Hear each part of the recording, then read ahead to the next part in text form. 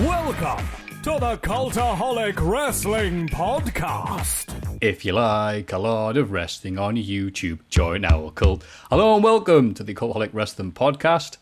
Joined as always by Scary Ross. Oh, this is fantastic, Maffew. I'm downstairs in the podcast studio. We've got these lights that change colour. One behind, one in front. This is going to be me for the entire 2 hours of the podcast. How you doing? I was doing great until I looked over. I was like, and about to do the magnificent introduction, and it was just you doing this. So, yes, Ross is in Studio A. Do we have names for them, or let's make that up? I'm in the old studio, which isn't as good. You're in Studio Black and White. Ross is in Studio Wolfpack. Hi. And I am NWO Japan back at home. Whatever. I'm Maffew. This is Jack. This is Ross. And we're going to talk wrestling for a bit. We haven't seen each other for 2 weeks because these two lads had a nice little holiday. So Maffew, the world is wanting to know. Wait, that sounds like we went away together. Yeah, I like that. The world wants to know, how was it, lads?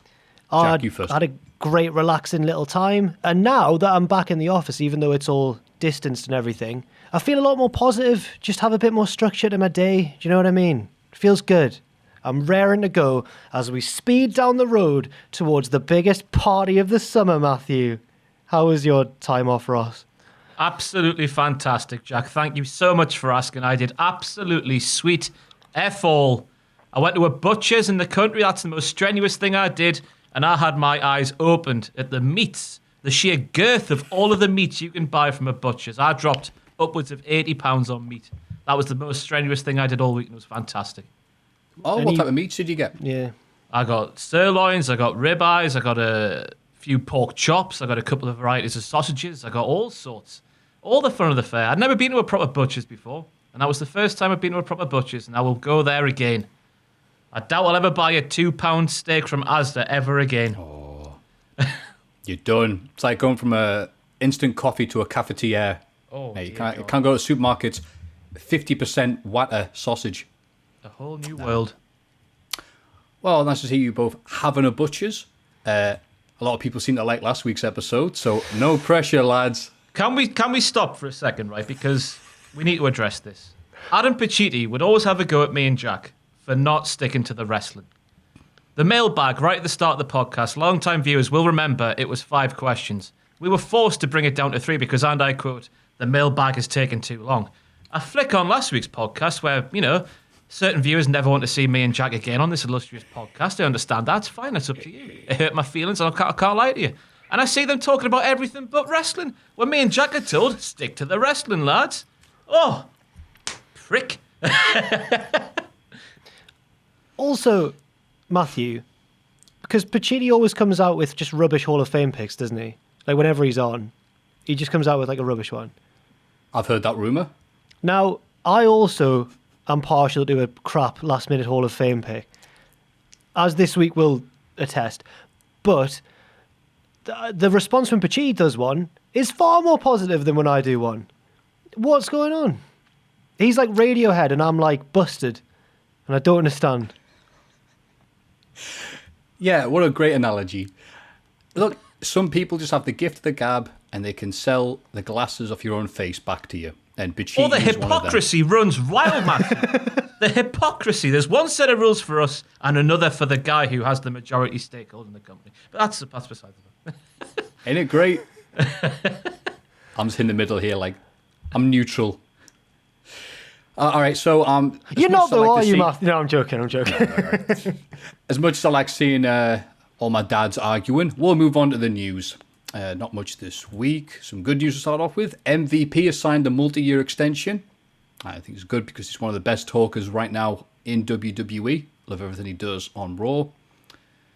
The United Wrestling Network, between the NWA, Thunder Inc., and Fight TV, announcing a brand new live weekly wrestling pay-per-view series, looking to be the spiritual successor to NWA Power.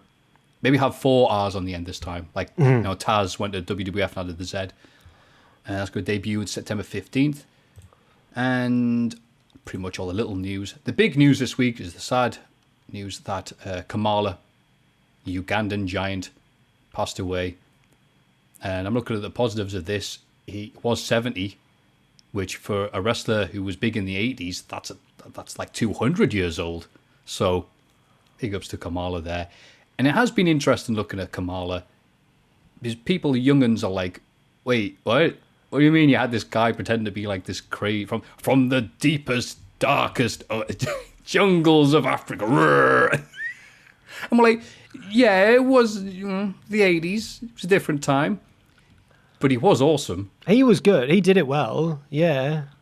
And my biggest memory of Kamala is that first casket match against The Undertaker when he sells the terror so well. It's really good.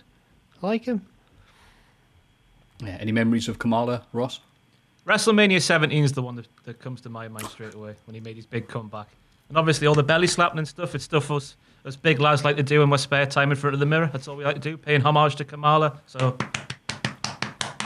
all of that malarkey for Kamala. What a shame, eh? It's a shame, but had a hell of a career. Wrestled for decades. Even had that 2005 match for the Ring of Honor World Championship with Bryan Danielson. What? I watched that on I've Reddit. not seen that. That was amazing, yeah. Can't remember why it happened, but it happened. So, yeah. My favourite memory of Kamala was, I think I've said this a bunch of times, but I'll be quick. SummerSlam 92, making his way down the giant mask, Kimchi trying to control him, that thumping music he had playing, and just Bobby Heenan going, he's going to put The Undertaker in a pot and cook him. I'm like, oh my God, I can't wait to see that. And then Heenan, what's he say afterwards? He goes, after that, he's going to go crazy in Wembley Stadium. He's never seen so many people. And just the idea of Kamala not only eating Undertaker live on pay-per-view, but then going, you know what, I'm not done, and just killing some kids. Oh, mate. So, thank you very much to Kamala. And that's pretty much the news we have this week, unless there's anything I'm missing off that was worth bringing up, that we're not going to bring up later on. I can't think of anything off the top of my head. There's some stuff that we'll cover in This Week in Wrestling, but maybe... I mean, to make things not wrestling, we're back in recession here in the UK. Oh, yeah, the other news. That's nice. There's SummerSlam apparently won't take place in the Performance Centre. Oh, will it not? Apparently not. Oh. Not according to WrestleVotes on Twitter. They're cheeky scamps, them lads, aren't they? Are. Yeah, they are. Oh, yeah. Bloody hell. They are, Maffew. They're cheeky scamps somehow. They get the scopes. Oh, they get the scopes, and then more times than not, they're right with the scopes. It's like that pizza in America. They have the scopes. It's like that Reddit user he always got the pay-per-view right. He always got the results right. Dolphin or something. Dolphin someone. Ziggler. Dolphin. Oh, there was Ziggler? Dolphin of course Ziggler. It was. No. You're thinking of Mystic Meg. Right. What's she up to these days? There she was on the National Lottery every Saturday night, and then she's never seen again, is she? Gonna have a little Google on her. Oh, she's still alive. Oh, God. Yeah, well, breaking news: Mystic Meg has passed away. I'll get back to you probably at the start of the next segment because my phone's being slow. If she's right. Still alive, that's Pacitti cutting off the 4G so you can stick to wrestling. If she is still alive, I think we should get her in for a guest segment every pay-per-view again, just predicting the results, and then we'll see if it's right. Like Loro's predictions for BBC Sport on the Premier League, but for wrestling, and with Mystic Meg. Who doesn't like Mystic Meg? Oh, that octopus with the balls. Paul. Paul was that octopus with the paws. No. Cool. Well, that is definitely the end of the wrestling news segment. We'll move on to the next wrestling segment, which is the Hall of Fame. Speaking about Pauls, Paul Chuckle now lives in Greece. Oh, good for him. Wrestling. Everybody get excited for the Cultaholic Hall of Fame. The Hall of Fame segment. See, can I quickly give a Mystic Meg breaking update, news, lads. Please? Yeah. I'm ready so for this. Her real name is Margaret Ann Lake, and she's from... No way! Where would you guess Mystic Meg was from in the UK? Surrey. Maffew? York. Well, you're closer, because she's from Accrington. Oh. You'd never have guessed that. Anyway, in 2015, Meg launched a website featuring horoscopes, personalised readings, and a telephone hotline hosted by a selection of her favourite professional psychics. She left the Sun, where she was writing, in January 2015. She left there, but then returned in 2016. Bugger to hell. Citation Don't want to work needed. with her. And that was it. Okay, great. The Hall of Fame segment, a bit with wrestling in it. Last week's pandemonium-filled episode saw... well, I'm not liking this, actually. Yeah, you know what? I've changed my mind. Last week's episode sucked. In third place, Twister Lolly, 30%. To bring people up to speed, we were deciding what is the UK's best ice lollies from the 3 that we picked, because obviously we know more than anybody else. Twister was my pick, third place. This is why we're in a recession. Second place, Fruit Pastels Ice Lolly, 34%. Twister's better than that. That's not the number of people who voted for it. That's the recommended daily income for Adam Pachiti's whatever. And first place, the Calipo with 36%. Only 2% out of it though. I mean, you can get all the Calipo? juice in the bottom once you've had it. Yeah. Do you know what it is, or are you just expressing amazement? It's Calipo, isn't it? Yeah, Calipo. I'd say Calipo. I think I'd say Calipo. I don't know. Gotta get the semantics right here, haven't we? Pat McAfee drinks Calipo. Calipo, maybe? Whatever. Yeah, that won quite decisively, so well done, Tom. That's Tom of the best episode of the podcast we've ever done, fame. It's like when the substitute teacher comes in and everyone's like, this person's way more fun, but they're not as good a teacher, are they? Really? Come on now. You want your regular teacher back once you get a bit older and you realise what's going on. Yeah, what the crap you're right. is. We didn't learn much last week, as opposed to this week. One little amendment to last week that I thought we'd bring into this week to make you guys part of the conversation was the fact that some people didn't like the fact that stuff like magnums were included in the definition of ice lollies. That's not an ice lolly. Yeah, well, that's what they said. I went with the argument, well, look, is it in the ice lolly section at Tesco's or Sainsbury's? Yeah, cool, there. It's not a separate bit, it's whatever. So I thought, okay, you guys are in, the A-team is back, yay. Why don't we decide it on this week's episode? So, Well, Jack, you've had your holiday out in the sun, enjoying yourselves, eating your meat. What is your favourite chocolate ice lolly? me, it's not a chocolate ice lolly, it's an ice cream encased in chocolate. It's not an Okay. ice lolly, I'm sorry. By that definition, then. Magnums are the one. Do you want a variation of Magnum? Maybe, as long as it's not the same one as mine. It's how the mood takes me, Matthew. Sometimes you just want a classic Magnum. Sometimes you want a white chocolate Magnum. Sometimes one of the caramel ones. I'll go for the classic milk chocolate Magnum. Just bog standard milk chocolate Magnum. Nice, yeah. Or the Any nut particular one. reason? The nut one's nice too. The little nutty one. Ooh, Sophie's choice time now, Jack. Which one? I'll just go for the classic. Just the classic one. Are you sure? Yes. Okay. So Magnum it is for Jack. Ross. It's what's also your favourite ice cream? It's also Magnum for me. But my favourite variation of the Magnum is the boxes of various assortments of mini Magnums you get. And you buy several boxes of them and then eat them all because you're getting the best of all worlds then. But in my mind, it counts as one meal because it comes in one box. Oh, don't do a Pachidi. I think it's a fair caveat. Fair enough. Well, this is going to be a very disappointing one, but actually I like it if it's a three-way tie. So we've got normal, bog standard, Magnum. We have a box of Magnums, Magnum-I, to plural. I'm going with white chocolate Magnum. Okay, fair enough. And even better, when your local corner shop doesn't have a Magnum and it has the knockoffs of Magnum that taste exactly the same, but they're half the price. Yes. Tell you what, I had my eyes open to this week. You know when you're scrolling down Facey B and you get the random adverts pop up? I had one of those pop up. Some sick, horrible person was making a Marmite ice lolly. What? And I could not believe my eyes. No, that's just a thing that shouldn't work. It doesn't go together. Yeah. Your thoughts on it? Oh, well, there you agree. No, That's no. fair enough. No, yeah. When it comes to the idea of a Marmite ice lolly, it's like Marmite and else. There's people who hate it and people who are wrong. No, people. I'll tell you what, though, I was going Yeah. around Home Bargains as well, just to continue my week off. I went to Home Bargains as well. In Home Bargains, you can buy Lynx Africa Shower Gel, which has got Marmite in it. It's called Lynx Africa Marmite, and I had to pick it up. And when you use it, it looks like Marmite, and you smell like Marmite, it turns out. So why they've go down to your local Home Bargains, Maffew, and go to the men's shower gel section. You will see Lynx Africa Marmite, and it's worth a go. But if you want to smell like Marmite, that's your perfect thing. I can't believe that's a thing. How great would it be if you're like on a blind date and you're waiting for username Sunderland Sucks, whatever, to show up, and you smell...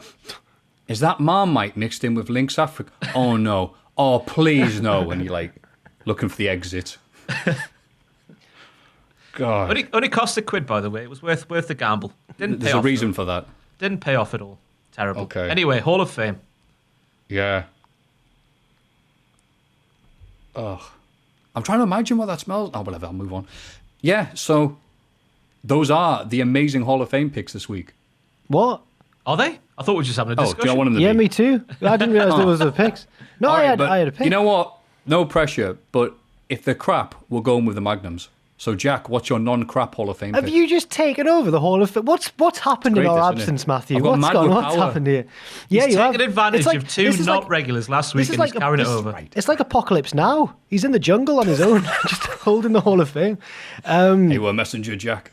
Am I Charlie Sheen's dad? And you're Marlon Charlie Brando? Sheen's Martin Sheen. Sorry, Martin Sheen. And you're, Charlie and you're, Sheen's dad. And you're Marlon Brando in this situation. Yeah, I'm as old as him. So Is go on, Jack. Ross, You're right. Ross can be the surfer. I give you the power. What is your Well, genuine Hall of Fame pick? I've got a food one and a non-food one, and if we want to carry on the food one, I'll save the non-food one for next week. So I'm gonna nominate Viennetta ice cream. That's good. Initial thoughts, It is. good, yeah, good, Better strong, not Fringe right now. right? Go on. Because Viennetta is so delicious and satisfying as well. You dig into it, and the little crinkly sound as you cut through the hard cold chocolate. Oh, Viennetta is fantastic. It looks Obviously, ice caps like separating on David Attenborough. It looks fancy, but it's not that fancy, and it's just nice. And then when it starts to melt a bit, if you've got a massive bit and it takes you a while to eat, then it gets even more delicious somehow. Not the mint one.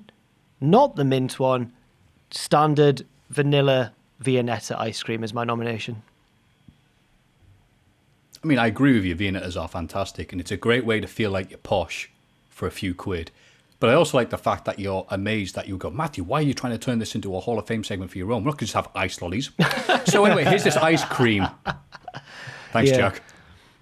Ross, what's your non-Magnum Hall of Fame pick? It's going to be my favourite ice cream, actually, Maffew. And it's going to be Mike Chioda counting to 10. Mike Chioda makes his big return. Oh, Maffew, if you haven't seen, just focus on Mike Chioda counting to 10 next time you see Mike Chioda referee a wrestling match. It didn't land as a joke, I apologise. Yeah, the nomination's Mike Chioda counting to 10. Nobody puts as much effort into counting to 10 as Mike Chioda does. The enthusiasm, the sweat pouring off his brow. It's an incredible experience to watch. Nearly kills himself just by counting to 10. He goes like that. It's unbelievable. Mike Chioda count to 10 is my nomination. Because, of course, he returned last night. Amazing. He did, and people haven't decided if he's going to be there permanently or not, if he's just there as a one-shot deal, according to Aubrey Edwards on Twitter. But yeah, it's nice to see him. But in a weird way, though, I don't notice referees doing that, because wasn't it a thing that a good referee won't be noticed? That's why, like, Slick Johnson would always annoy me, because he was trying to get himself more over than the wrestlers. But okay, I'll have to have a look at the referee next time I'm watching a match. He got one chance to do it during the Cody versus Scorpio Sky match, and he did not disappoint. He still got it. He can still count to 10. That's why he's getting paid the big bucks. Good lad. Not everybody can do that. Well, my pick is the White Chocolate Magnum. I'm standing tall on this one, lads. It's a hot, sweaty time for the UK, and there's nothing I want more right now, not even out of recession, is a lovely White Chocolate Magnum, or even the knockoffs. Magnum. And that's that. Those are the 3 Hall of Fame picks this week. We'll recap them again. Jack's was not the ice lolly or ice cream. That's ridiculous. It's Viennetta. Dead posh because it sounds foreign. Ross's is Mike Chioda, counting to 10.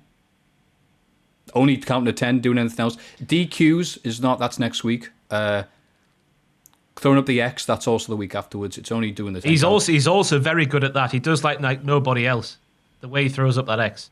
I just wish I had the mannerisms and the sort of flamboyance and grace of Mike Chioda. It's incredible. He's like liquid white chocolate Magnum, which is my third pick. And you can, of course, vote for any of those amazing picks. Helps us one of the ice cream ones, just saying, by going to patreon.com/Cultaholic. What's the other frontman from Linkin Park called? Not Chester Bennington, the other one. His name sounds like Mike Shinoda. Mike Shinoda. Yeah. It's Mike Shinoda, isn't it? There we go. Yeah, that was it's really... his Impact Wrestling name. Yeah. Oh, I got there. Yeah, Mike Shinoda. There we go. I got there in the end. You're teasing me. It doesn't even matter. And that is the Hall of Fame bit. This is This Week in the Wrestling. It's this bloody week in the wrestling. This week in wrestling. Oh, it's SmackDown. So it's time for the new feature where instead of talking about SmackDown, because I didn't watch it, I bring up a fun fact. Did you know that when the CIA found Bin Laden's compound, they found a variety of different files on his hard drive, including Ice Age, Dawn of the Dinosaurs, Final Fantasy VII, 171 episodes of Tom and Jerry, and a Mr. Bean episode. A man of taste, apparently. A man of culture, that Osama Bin Laden. And again, not that interesting, but probably a lot more interesting than this. Number 1, we open with the Firefly Funhouse. Bray criticizes Strowman for letting him attack Alexa Bliss. Later, the Fiend is again threatening Alexa in the ring, but she strokes his mask for some reason. Strowman appears on the Tron, on FaceTime, and says he doesn't give a damn about Bliss. He only cares about destroying the Fiend. He tells the Fiend to face his fears at SummerSlam. A lot of things wrong with this story on SmackDown, I feel. A lot of things wrong with it. Ross, you're the man who picks out flaws in wrestling. What did you think? I'm quite on board with the idea of Alexa Bliss aligning with Bray Wyatt in some weird way, becoming like, not a disciple, but like, you know what I mean? That's the way she was sort of like, oh, don't hurt me. Heal me, maybe, instead. It was weird. Oh, was that what it was? Maybe. That's what I was... He was sort of holding up the hurt glove, wasn't he? And then she was like, no. Strokey. But I thought Braun Strowman died. I don't know what to make of that. So obviously not. I guess when he got bit by the snake, we were seeing his trip as the poison coursed through his veins, maybe. I don't know. It's up to your own interpretation. Yeah, Braun Strowman's I don't know what to make of it, to be honest with you. The only bit I was sort of intrigued by was Alexa Bliss maybe aligning with Bray Wyatt and messing with Braun Strowman somehow. Jack, is the true analysis here at Cultaholic. What did you make of this performance by all three combatants? It was weird, wasn't it? I didn't like the angle that the promo was shot at, because Braun was very, very close to. He was like, I can't even get close enough. Paul for camera. He was really close. And I don't know. I can't work out if Bray's going to win, and then we're going to finally get Goldberg back in to beat him, and then we'll get Reigns versus Goldberg. That was a bit of news we missed, because he called Reigns a joke this week, didn't he? Yeah. Goldberg went in on Roman Reigns. Yeah. But wasn't that like? Did you not see this, I'm not wanting Maffew? to bash the news section, but was it like a little joke at the end, and the rest of it was putting him over? And then everyone heard that little bit at the end and was like, oh, Goldberg calls out Roman Reigns. Click it. I don't know. I think he said, I've got nothing good to say about the guy. I thought that was a joke. Have we read different things? Stunned silence. Yeah, like, wait a minute, I didn't read that. Maybe I wrote one of those kayfabe news articles and thought it was real. My childhood's breaking down in front of my eyes, yeah? Goldberg's a dick. How can you not have any good words to say about the big dog? The big dog was rude to Goldberg first, wasn't he? Yeah. He prefers the It big was all cat. it was all Sam's fault actually. Sam did the tweet that sparked this whole feud. Sam Oh booked God, that's WrestleMania. right. I forget. Yeah, he did. Yeah. Just speaking about Goldberg, by the way, my mum sent me this in the post. Look at that. It's my ticket from the WCW house show at the Telly West Arena That's in class. 2000. Whoa. There And that's he from is. the second tour they did. So most of those people were actually there. They As were. opposed to the Got first started. tour they did where they weren't. They were all there, I think. I think Hogan was the only big name sort of not there. Sting was there. I tweeted this the other day and someone put the full card on there. It was a big card. My only memory, though, is bloody Kwee-Wee. Oh, I think it was Kwee-Wee versus Norman Smiley early on in the card. That's the only thing I can remember. I was only 8. that's good times because, again, go off the rails a bit here, but the first tour they did must have been about February or so in the UK. Drew some of the biggest crowds they would have anywhere in the world. I think one of them had like 10,000 people there. And there was no one there. There was none of the stars. And one of them had the Mamalukes versus the Harris Brothers as one of the main events one night. Apparently people were leaving or booing or going, what? And then one of the Harris Brothers got on the mic and said something like, how dare you not show respect or whatever. And yeah, but that's what they were doing in America at the time. They'd advertise these guys and just go, I had an idea. It's amazing to think of now. Like, wow, imagine if they advertised all these people and they didn't show up. And they ended up on Watchdog with Ann Robinson because of it. Shut up. No, they didn't. Yeah. Yeah, because people were going, wait a minute, I paid this money for these guys and they weren't there. And WWE went, yeah, that's a good point, actually. So, good times there. Anne was more of a WWF fan, wasn't she? She always had them on, the weakest link. Yeah, she's always hated Goldberg, even before it was popular. Yeah.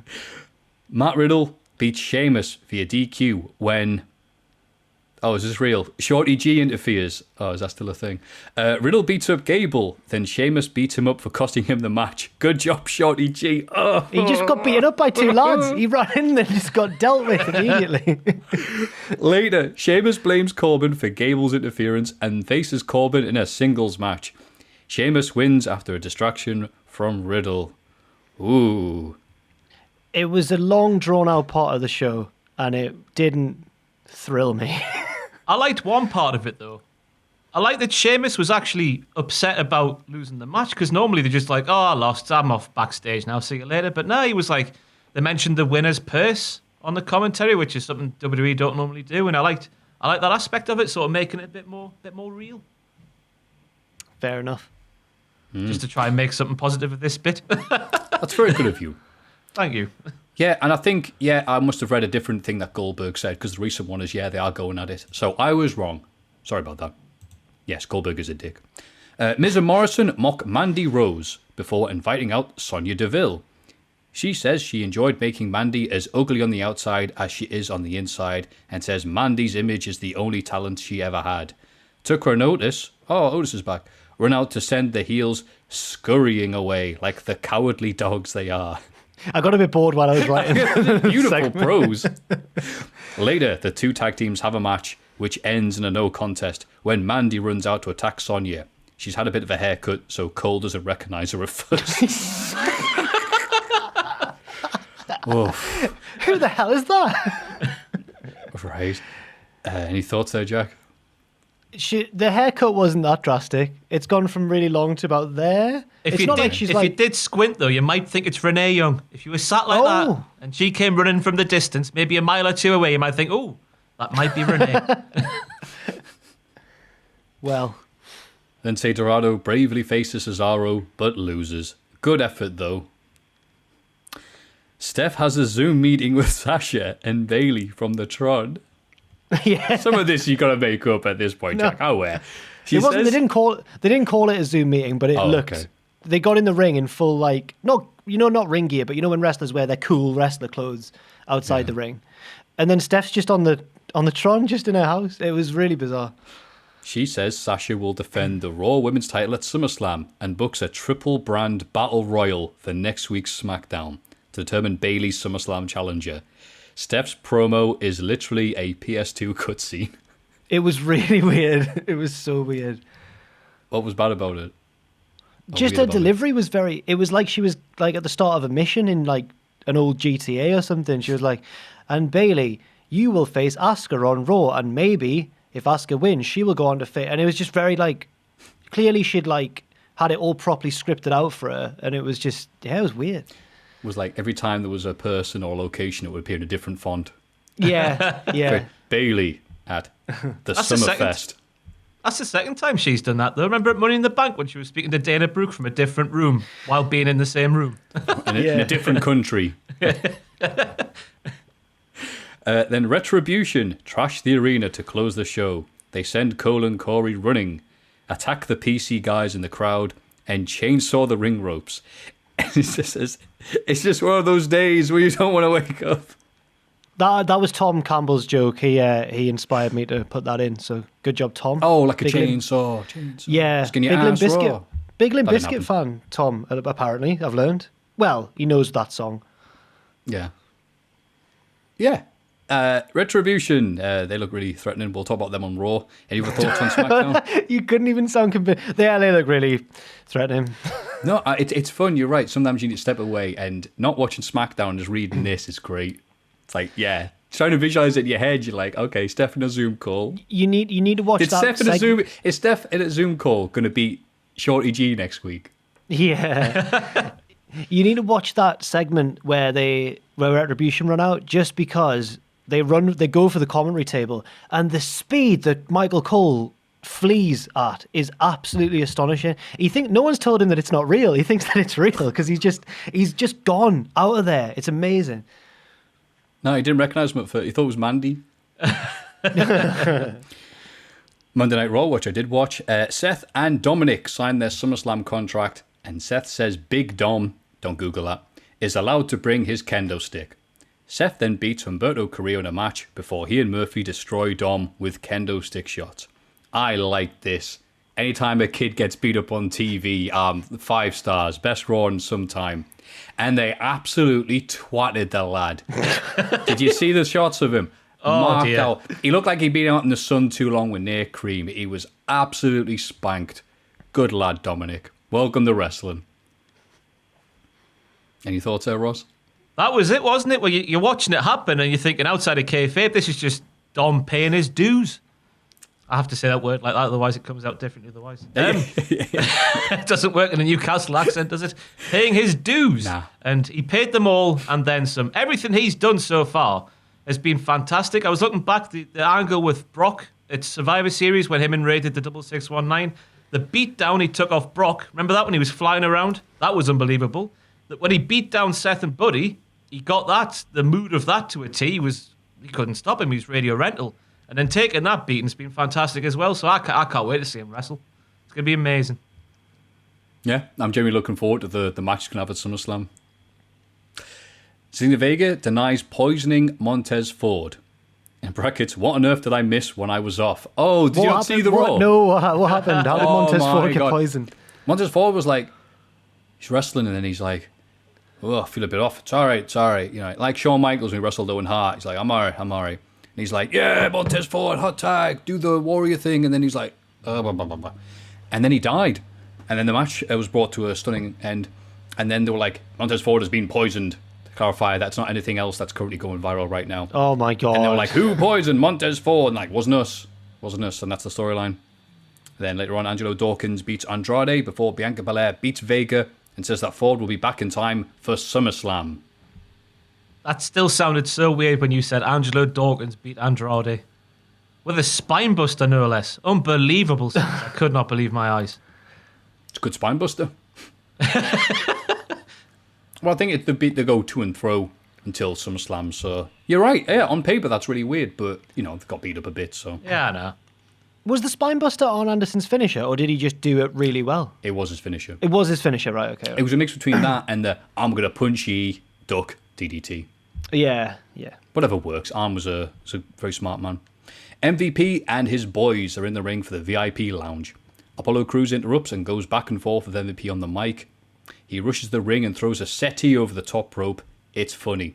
Apollo then, says here, Apollo then loses to Shelton Benjamin after distraction from Lashley. Lashley puts him in the full Nelson after the match, but MVP tells him to stop. He needs Apollo healthy for their title match at SummerSlam. MVP then tries to cheap shot Apollo anyway, so Apollo kicks in the head and buggers off. Yeah. I love MVP, Shelton and Lashley. Every time Apollo does anything, it's like, I like you less. Why did MVP... Go on. No, go on. Sorry, go on after you. Well, why did MVP say, don't hurt him, and then immediately try and hurt him? Because he's smart. No, it wasn't smart. He had him. It was so silly. What were you saying, Ross? I would just say, like, just have Apollo Crews talk less. Because that is his massive weakness, isn't it? It just makes you... That promo, I saw the promo when we were off, when he's won the title. He's like, oh, it's really good this, I've won the title. I've won the title, yeah. I won the title. Get it. It's just like, you just like talk less, wrestle more. His wrestling's the undeniable strength of him, so just let him do that more. Just, highlight the strengths, hide the weaknesses. Right, that's why I was hoping he'd join up with MVP just so someone could talk for him. Yeah. Oh, well. Retribution are bloody here again, it says here. The scamps. They throw cinder blocks through a glass door and trash a car in the parking lot. What are they like? I love these notes. That's so crazy. These are the fearsome small people, so we're running ragged. Are they 205 Live? Are they Adam Cole in disguise? Who knows? All we know is, with that cinder block gone, there'll be no children's hospital built. Any thoughts there, Ross? It's pathetic, isn't it, really? I don't know what was... It's just... I don't know what... When they rocked up and set fire to the generator, it was actual children. The height of them, it had to have been. It couldn't have been proper wrestlers. I don't know what to make of it. I don't know what the point of it is.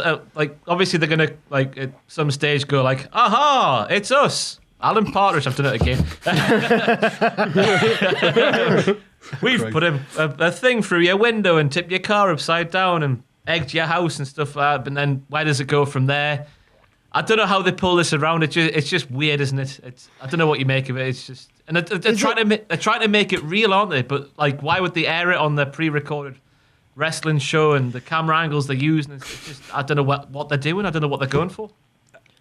See, I like to get motivated on these little angles. And as soon as it starts, was the referee saying, get out of here? And then one of the kids goes, no, you get out of here. You're like, whoa. Remember when Harley Race did that, the Flair in 83? And I think it's because, Tozawa's shown up with all these lads with ninja outfits. Because one, it means they can just reuse guys because there's not many at the Performance Center. It also means that these guys get to wear masks, so that's cool. Now we've got these guys who are trying to be anti-fur, but you can't say that. They've got masks. So I think that's the thing. So we're going to have next week bank robber gimmick, ski man, and Batman. Jason Voorhees. Yeah, Batman will show up. There we go. Shredder. What is fantastic though? Jordan Omegbahin, the 12-foot ninja guy. He's just Shane McMahon's bouncer now, and nobody's batted an eyelid. He was clearly a ninja one week, and now he's the bouncer this week for Raw Underground, and nobody's asking any questions. You're saying that there's not two 12-foot massive lads in... That's exactly what I'm saying. Right, yeah, fair enough, yeah. Now they're building up to him versus the Giant Ninja match at SummerSlam. Mickie James is back and says she has gold on her mind. Lana and Natalya are here to talk about TikTok and hashtags. It's very confusing. I think it's the match between Mickie and Natalya. Shortly afterwards, Ricochet and Cedric team with the Viking Raiders to beat Tozawa and his ninjas. One of the ninjas rolls up Tozawa to win the 24/7 title, and it's R-Truth, no way. Now, it's more fun reading this than watching the show. What's happened with Natalya? What's she doing then? People have been asking that for a decade. Well, she lost the plot, didn't she, when she lost that match to Shayna Baszler? Yeah, she did. And then somehow Lana split from Bobby, and then Lana ended up with Natalya, and then they've got the same wardrobe and stuff, and do TikTok together. And okay. Yeah, they're both on the rebound. Right. Yeah, but basically. That's basically it, yeah. Yeah, and I don't know if Mickie James is actually going to do anything because they keep on having people show up every week, and it's like, hey, it's that person, and they're never seen again. Unless she's the head of Retribution. Their whole energy reminds me of a time at uni when, because don't. Right, it doesn't matter. It doesn't matter. That's not. No, go on, Jack. No. I've changed my mind. All right, look, I'll do this. Good. I'll do this. Go on, please tell us. It's not going to be good. I've changed my mind. Let's just carry on. Oh, Jack, I'm sorry. It reminds me of a time at uni when the girls we were friends with in our group, all the lasses one night went off to a different college in the uni because that's where like the posher lads were. And they were like, we're going to go over there because there's no fit lads in Butler. We were in Butler and we were like, whoa, like we're your pals. You can't be saying that. And then they went off there and guess what? They just sat with each other and then came home. They didn't even try and get with anyone. So that's what Natalya and Lana are seeming like to me right now. That's my story. Did you go and spy on these lasses? What? Did you go and spy on these lasses on the? No, just one of the ones. Yeah, that's a good point, Ross. How did you know that they were sat there? One of the group was a bit of a defector. She was more loyal to the lads to us, so she reported back and she told us what had happened. Yeah. Wow. Secret agent. No, we were just blatantly. Butler. We were all behind the plant pot in the corner of the bar, just like looking at. But they went to Castle College, which is like, it's so pretentious. The bar's in the dungeon of the castle in Durham. That's where the bar is. Oh, that sounds cool. Oh, yeah, No, because it was full of Tories. Anyway, it doesn't matter. Want to go down Durham to the Uni. dungeon, yeah? No, that's really good stuff. That's what they were like. That's how they talk in Durham, by the way. Raw Underground time. Riddick Moss beats a guy, and then later Shayna Baszler beats 3 women at once. Right, what are you lads thinking about Raw Underground 2 weeks in? Start off with Ross, because Jack needs some time to recharge after that. I love the aesthetic of it. I love how different it feels and looks, and I like the grittiness of it. I don't agree with there being absolutely no point of these lads and lasses beating the poo out of each other. What are they fighting for, apart from Shane McMahon getting a bit more sweaty than he already was? What are they fighting for? I don't like that it's Shane McMahon's Raw Underground as they made official this week. It wasn't just Raw Underground, it was Shane McMahon's Raw Underground. The guy... We're going to say he got fired, but it's wrestling. We know that. It's just a storyline. He got fired, but he also was very unpopular before he left. So why debut this brand new thing? It's cool. It's 90s. It's extreme with an X, not an E. And have Shane McMahon fronted. That was an issue for me. And another one was like, last week we saw Dolph Ziggler, who, within the realms of kayfabe, hasn't been very good at the wrestling for a while now. He loses all of his matches.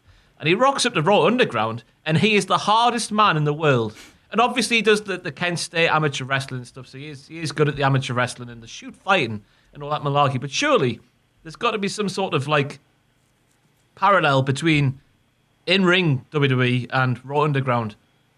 But I just think if they got a point to it, if there was prizes for the fights and maybe, title shots, I think it would be actually quite good. But then again, it raises... I'm having a game of tennis here with myself, as we always do on the podcast.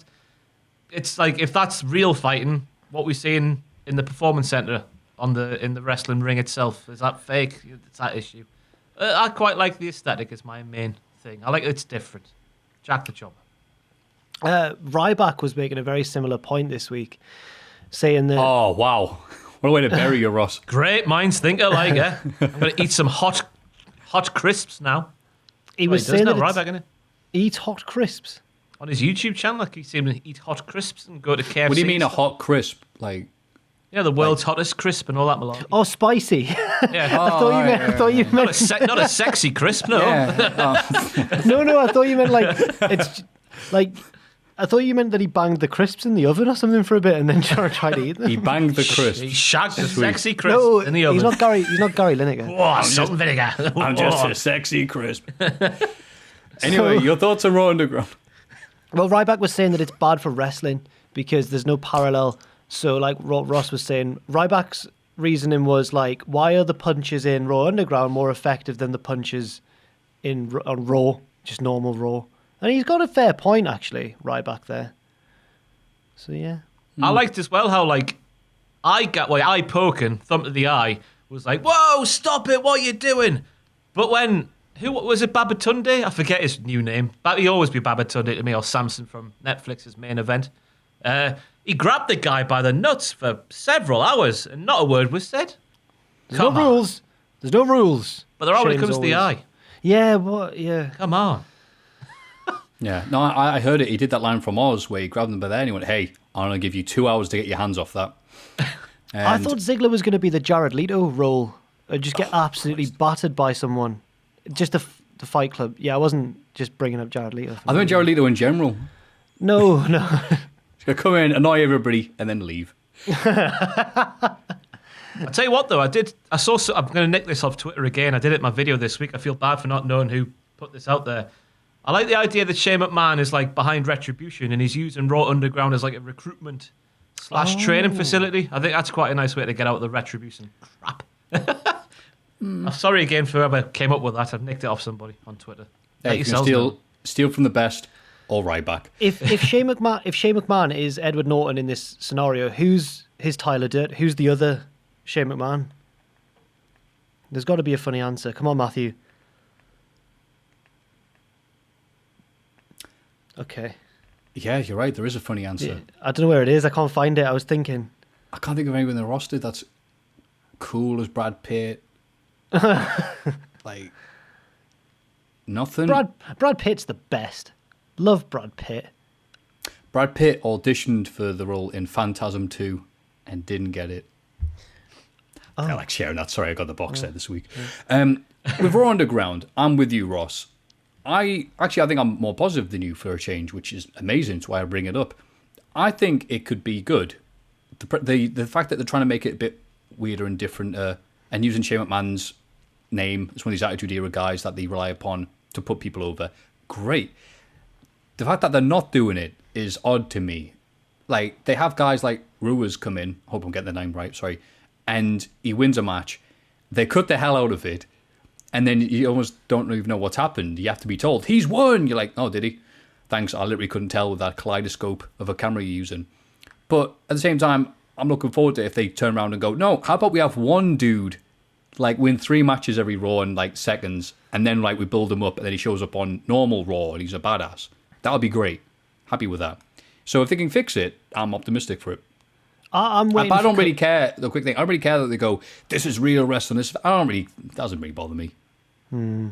As long as he carries that on, whoever does it, if it's Shane or who else, carries on that style and isn't, hitting snapmare takedowns as soon as they get in the ring. I'm just waiting for Cody to crash through the wall in a tank and arrest everybody. You are all under arrest. There it is. Street Fighter reference. There we go. No weapons. Where we at? Asuka beats Bayley to secure a Raw Women's title match against Sasha at SummerSlam. This was a good match.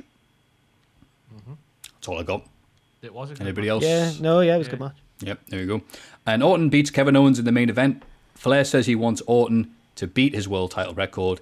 Orton, shockingly, who could have seen it coming, turns on Flair and low blows him because he can't take any move right now before punt kicking him as the lights go out. Like The Sopranos. What do you think, Jack? Well, Flair was good on the mic. I mean, Flair was good on the mic. That's not a very revolutionary thing to say. But I was quite surprised at the tone of it. It was a very emotional promo. And then, I don't know about the finish with the lights. I know why they did it, because obviously you can't have him actually boot Flair in the head. But Alvarez, I think it was saying on the Observer Radio that this could all be a ploy from Orton, and Flair's actually still on his side, and he'll cost Drew at SummerSlam. But he'll never see it coming because he thinks Flair's been punted in the head. But we never saw Flair get punted in the head, so who knows? Yeah, we literally won't see it coming because the lights will go off. Yeah. But I think that I don't think Alvarez is mad. He could be right, but I think it's more just them finding a way around the Flair thing. So, Ross, aside from Alvarez, is saying, it's a ploy from Randy Orton. What do you think? Randy Orton's new evil goblin head is fantastic. That close-up camera shot they did of him on the ramp. Did you see it? Unbelievable. Evil bastard. Yeah, I actually think there's a strong chance that it is all a ruse, and at SummerSlam, Ric Flair sauntered down, low blow Drew maybe, and that's how Orton might win. I don't want to see that, but I think that's what might happen. If there's ever a time to put the world title on Orton, it's now, because he's on fire. But yeah, as Jack said, I love the emotion of the promo, and it got you in the feels, didn't it, when Ric Flair was crying? He does a good cry, doesn't he, Ric Flair? Best crier in the game. Oh, absolutely. The dirtiest crier in the game. Yeah. Woo. Yeah. You're like a son to me, Randy. David Flair watching the back. Oh, you want to see crying, do you? But I didn't think it was... Well, I wasn't emotionally invested in it because Flair and Orton aren't a thing. It's just, here's an old dude with Orton for a bit. But I'm really enjoying Orton and McIntyre on the mic going at it. But to me, it was like, I can't believe Orton turned on Flair. I could believe it. It was very believable. Yeah, it was. So I'm enjoying their work. This was like, all right, well. Okay, it was really emotional when the lights went out. AEW Dynamite. Woohoo. The Dark Order attacked the Bucks before their tag match and looked to have it won after isolating Nick. But Nick pulls out a roll-up and gets a big victory for his team. And this is Tag Team Appreciation Night, by the way. So we're appreciating tag teams. MJF does another campaign speech slating Moxley, whose music hits.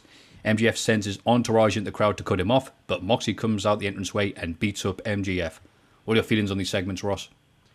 The first thing that comes to my mind is the fact that nobody must have told MJF that Ambrose? Bloody hell, that's a throw. Moxley. Lawsuit. I'm very sorry.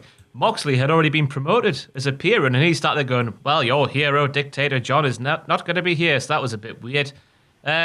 Tony Khan, when he got on screen, that's just popped in my mind as well. He was like, in the background, a shot there. I don't know what he was looking at. Maybe he was just shocked at seeing himself on screen or something like that. Or like, Mom, I'm on the telly. Would have been fantastic. I thought it was a bit of a shame to see one young buck beat the Dark Order.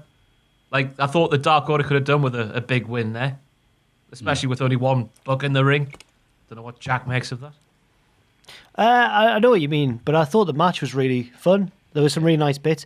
Grayson is absolutely out of this world. He's so good. I know that he has been for years as like player dose and all that, but he's so good. I want him to get a TNT title shot against Cody and beat him and give him the big belt as well. Yeah, until then, you just have to be happy with Brody Lee challenging Cody. And I didn't realise this because I try to just zone out whenever Brody Lee appears on screen in AEW at the minute. But someone said, oh, they've literally booked Cody versus the Vince McMahon knockoff. Oh, no. I went, oh, yeah. Oh, no. It was symbolism. He was mad. So, great. Also, I didn't realise this. The bit backstage when they're going towards the ring with MJF and Lee Johnson bit was a callback to NXT when MJF was serving as Samoa Joe's security guard and Joe shoved him to the wall. Oh. So there's almost some good stuff in AEW if you can get around the fact that they love talking about WWE every 5 seconds. Do you like the new title? Yeah. The finished title, sorry. Yeah, they sprinkled some gold on it. I think it was nice. Crap me. Yeah. Oh, right. Oh, okay. But I realised it's like, it'll be finished later on, and it just looks like they've gold, and it's like, oh, okay. Bit of glitter in art class at school. Yeah. It's like when you've put some pasta shapes around it. It's like when you've done your homework and the teacher says, "Is this the whole essay?" And you're like, "No, sorry, no, I've not." And then you've got to add like an extra paragraph on, and it's crap. Yeah. But it's still, I think it looks better though. I think it's an improvement. You're right. I don't know what I was expecting exactly. It's when I say it's not finished, you go, wow, and then you watch it and go, well, that's a finished belt, yeah. The main belt is so good. The world title's so good, and the other two, the tag belt's good. They're quite nice. Yeah. Yeah. The women's one and the TNT one. It's such a shame. Well, that's okay. You don't see the women's one very often. Speaking of moving on from WWE stuff, Mike Chioda is the referee for the next match with Cody defending the shiny new belt against Scorpio Sky in a match that's been built up on AEW Dark. Cody gets the win, but there's a lot of talk and commentary of his overconfidence and banged up ribs. After the match, Brody Lee appears in the Tron, and I've already done that bit. Whoops, sorry about that. Nice seeing Scorpio Sky doing a singles run, though. Not sure, is Kaz out and Daniel's just old? Or Kaz was there. He was watching one of the other matches, yeah. It was weird. He was watching from a distance, like all the people at the Fozzy concert. I've seen his new name now as Jerichovid. Oh, I like that one. It's a good one. And he was insisting that no, they only sold it 35% full, plenty of rooms for people to social distance, masks were given out and everything. Yeah, okay. And then all the photos of people hugged together going, yeah, smash mouth. Oh, yes, smash Just mouth. saying. And the reason why we bring this up is, of course, Newcastle upon Time in the news. And a positive reason this time, because we've had the open air concert this week, only a few days ago, where everyone was in little, we call them not booths, but little scaffolding pods. Yeah, sure, we'll go with that. It was Sam Social Fender, distancing. wasn't it? Bloody Sam. It was. Samuel. Good old Hate him. Sam. Bastard. Why do you hate him? My lass fancies him. Oh. She denies it, but you can tell. You can tell. He's a good-looking lad. Yeah. You know. He's a Bruce Springsteen rip-off, like, but whatever. It doesn't matter. Whatever. Not even bitter. Let's move on. Omega and Hangman defend the tag titles against Jurassic Express before we get Tag Team Appreciation Night with The Bucks, FTR, Rock and Roll Express, and Arn Tully. Did you see the photos of this, by the way, on Twitter, where they've used some with Photoshop, like remove all the edges stuff on the Rock and Roll Express, and it looked terrifying. They're supposed to have wrinkles. They're in their 60s. Smooth skin, Ricky Morton. Ooh. Tully Blanchard doesn't put anybody over because he's Tully. Attaboy. He points out that nobody here is a champion and argues with Arn over the Cody vs. Spears feud from last year. Spears come out just in time for a brawl. Started when Ricky Morton punches Tully. The Bucks break up the brawl, leaving FTR alone in the ring with the Rock and Roll Express, whom they destroy. The champs come out to check on the veterans, and Hangman Page is shocked that his new pals would do such a thing. And before going to that, what a bump from the 63-year-old Ricky Morton. Is that Rob Van RVD Dam? style, Yeah. right off his mullet. We shouldn't be shocked. Last time he was on Dynamite, he was doing Canadian Destroyers, wasn't he? And suicide dives, yeah. He's crazy. Yeah, 63 years young. He's the one who always got beaten up, and he's the one who can still run around. God. There's no justice for Robert. Hikaru Shida beats the debuting Heather Monroe. Don't blink and you'll miss it. And then Orange Cassidy wins the rematch. The $7,000 rematch against Chris Jericho, despite Jericho attempting to sway Mike Chioda. And I don't know the story. Was this working on real stuff for the third or fourth time this episode of AEW Dynamite, or something that happened to WWE when Jericho was saying that he helped save Chioda's job? Was that a real story or something I'm missing? I don't know. Maybe. No, well, none of us know that it didn't happen. And Jericho looked all right here, doing some stuff he used to do, and looked really bad, not knowing how to take dragon screw leg whips, at least consistently forgetting how to do it. And then that roll up for the finish. He was meant to take them normally, was he? Well, he took one, and then it looked like they were going, all right, let's do that again. And then he went the wrong way again. He kept and then going Jericho backwards. was saying something like, don't do that again. Because How about any other move other than a dragon screw? They hit it well on commentary because Taz was saying that it was a modified one and it hurt the leg more and stuff. And I was like, oh, yeah, it might be. Oh, see, Taz, what a commentary master. He wiggity worked me there. I thought it was deliberate. He did really that to me on Twitter the other day. Do you see it? When when the entire AEW roster were Fulham fans all of a sudden. Did you see it when Fulham had their playoff final? So I was like, Taz, can you provide me with your thoughts on Facundo Sava, please? Famed Fulham FC player from like the early noughties with his mask and whatnot. And Taz just copied and pasted his Wikipedia bio. Just replied, fantastic. I love Taz, mate. He tried to save the roll-up at the end, didn't he, by going, it's a mousetrap. It's a mousetrap. That's its official name.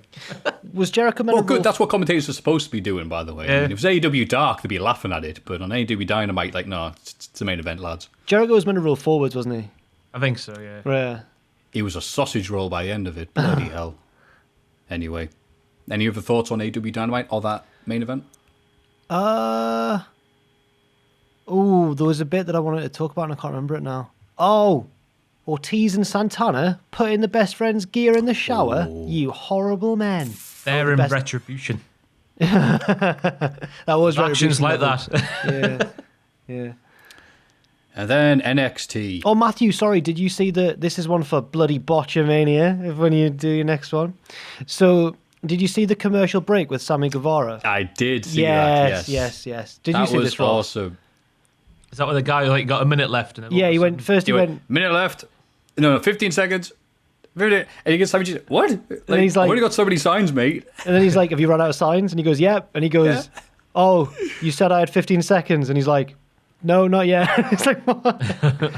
So Sammy has to start. But because he's still like grinning, like, what do you mean? Yeah. You're an idiot. You give me the wrong direction. And he's Cheers. like, keep vamping, Sammy. And Sammy's like, just starts ripping up the signs. I'm going to throw a chair at you. Great, cheers.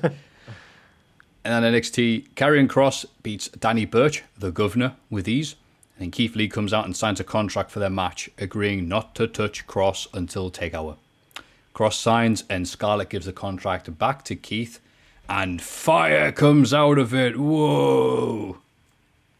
So has Kross got magic powers, or was this something that I missed? Or Everyone's got magic powers these days, man. Jeff Hardy had magic powers in that barroom brawl, didn't he? Making his face change and his eyes pop out and back in.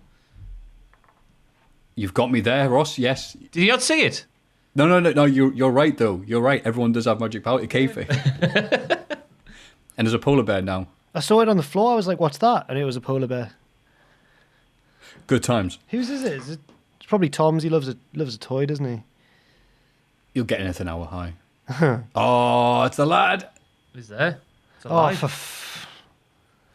Look at him. Look how agile he is. He hasn't Probably aged a his day. You look after him all right. Yeah, he's fine. Absolutely fine. That sounded needlessly threatening. Don't do that. Well, I'll be good. Drake Maverick faces Killian Dane. This is nice. It could be a UK or Irish match. That probably happened years ago. It doesn't matter. The Undisputed Era interfere and take out both men. Cole calls out Pat McAfee. And that's it. Now, an unnamed Shorty G himself. An unnamed member of the Cultaholic staff, he's not on camera, so no one will really know who he is, but I'll keep his name a secret anyway, shared a picture with me and Ross in our chat of the Undisputed Era all stood in the ring doing their thing, and he went, "It looks like fans at Access. It looks like 4 fans at Access." I was like, wow. Yeah. No, it doesn't. I disagreed, because they're all very handsome lads, and they don't look like just average Joes. Yeah, but when WWE makes them all sync up like they're the effing Nitro girls, yeah. Undisputed Era, yeah, of course they're going to look like that, and I'm sick of the sight of them. That's why he did the same through NXT. The same lad once did say to me that he doesn't like his wrestlers to look like underwear models. He prefers like Magnum TA style, strategic muscle, as Arn Anderson would put it. He also campaigned for the return of steroids to pro wrestling. He did as well. That picture of he was on one a bit. He was on one a bit today. Yeah, he was. He also used the word brother a lot, which I was a bit surprised about. Yeah. And every sentence, Maffew, was brother this, brother that, brother the other. Oh. Okay. I'll tell you who it is after. Are we doing hints like who it could be? No. We'll move on. Santos Escobar beats Tyler Breeze, and this is as far as I got with NXT this week. I really like his entrance because they pan up. Is that the right term? Maybe not. And wait for the beat to drop, and then his Titantron appears, and he's like Santos Escobar, and it's a good look. I like that attention detail. He and his stable beat down Breeze and Fandango until Isaiah Scott, don't give me any names to read out ever, runs out for the save, and then Mia Yim beats Indy Hartwell, and Bronson Reed beats Damian Priest. I'm sorry, I didn't realize that those are 3 separate things. They're all together on my notes. I had to just run them together, I think, because it was. It sounds good though, because it's like, oh my god, then Mia Yim had the Damian Priest. Nice that Bronson Reed's getting a push. Any thoughts on that stuff that just happened there, Jack? I'm just a big fan of Santos Escobar, and I have been since I was first aware of him in Lucha Underground. So I hope they do stuff with him, and I hope they make him really cool, guys. Do you like his entrance as well? Yes, I do. It's one of those things that I was subconsciously aware of, but now that you've said it, I'm like, oh, yes, they do, yeah. Yeah. Alia and Mercedes Martinez win 1 for the Robert Stone brand. Woohoo. Rhea Ripley and Martinez brawl after the match, and Shotzi Blackheart comes out to help chase the heels off. I didn't get this far. Is she in her tank? I can't remember. You'd remember. She wasn't in her tank. And then Cameron Grimes, here we go, lads. What a way to end this bit. Cameron Grimes wins a triple threat match against Kushida and the Mystery Dude, because, of course, not Dexter doing that stupid flip that apparently we're supposed to get excited about has actually injured himself doing so. Which I'm not saying is a positive thing at all. I'm just saying that the fact they did that and then they edited the hell out of it. It's a shame that went for nothing. So, the returning guy is Velveteen Dream. Which is funny because I'm pretty sure I saw at least 3 or 4 different wrestlers on Twitter screenshotting the DMs. And I'm pretty sure I don't have some sort of VIP Twitter. And a lot of other people saw him as well. Don't know what to say about that. Well, I do, but it's all negative. So, any other thoughts there, Sensible Ross? I haven't seen NXT, so that is news to me, what you've just said there. You didn't know Velveteen Dream was there? No, I didn't have a clue. He's a heel now. He's got a blonde goatee. Yeah, we know. I bet he is. No. Might be the... Yeah. His character's a heel, and he slapped someone, I can't remember who. Was it Balor? No. Who was the third person in the match with Grimes and Dream? Oh, Kushida. He slapped Kushida. Dream slaps Kushida, turning heel, as a stare down with Finn Balor. They'll face each other next week. Yeah, that was it. Is Keith Lee blind? He was at the start of this with the fire. He was going, "Rah." I saw that picture. I saw the gif of the book, which I'm sure will be a gif that lives forever now. And like Mia Yim was backstage with cotton buds, wasn't she, on his eyes? That'll help. That's the only bit I saw. He's as blind as WWE management when it comes to accusations and stuff. Oh my God. Just, mate, they're there. Just saying, there are allegations. I've been off Twitter for a week, but I'll catch up with all the.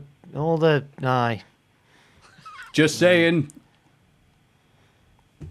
Stunning. That was the week in wrestling, yeah. Let's have a rummage in our mail bags.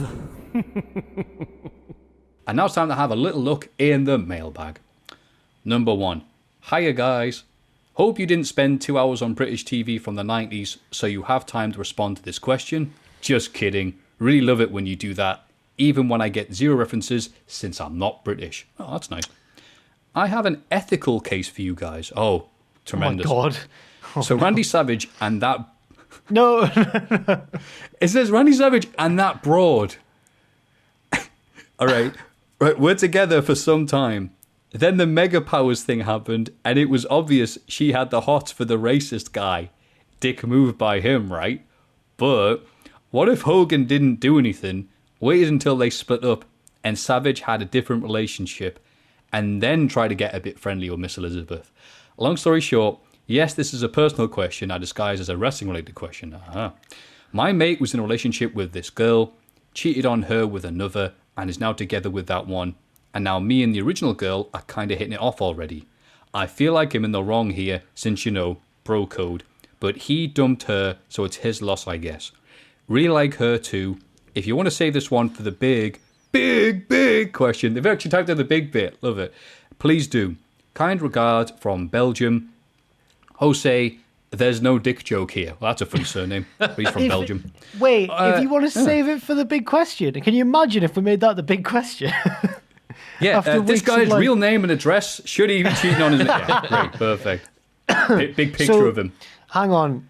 This is blown up. This is like an agony aunt thing now. I like being an agony aunt, yeah. So his friend cheated on his girlfriend and then is now going out with the new girl that he cheated on her with. Yeah. The person who's written this in is now chatting away with the old... The original girlfriend, and then he doesn't know whether he should take things further because it was his mate's ex. But the mate cheated on her, so does he have any right to complain if... Right, okay, I've got it. That's exactly it, Jack. Okay. So what are your thoughts on this, Jack? Don't know. Seeing as you hang out in dungeons in Durham and that, you might have a different perspective from me. It just all... First of all, let's just set a baseline and say, look, nobody's got a claim on anybody else, blah, blah, blah, that whole thing. This is purely, I guess, is it on or not? Not is it ethical, because of course it is, because nothing wrong would go on here, but... Would you do it is the question. Right, and it all depends, doesn't it? Because if the friend has been going out with this girl for like 2 months or something, probably fine. If it's his girlfriend that he's been going out with for 5 years and you've known her and been friends with the pair of them, then it's very different. So I don't know. I really don't know. Also, I think that... What was the name, sorry, the emailer? Well, it's Josse, so I said Jose. That's probably not right. Josse Jose, sorry. Josse.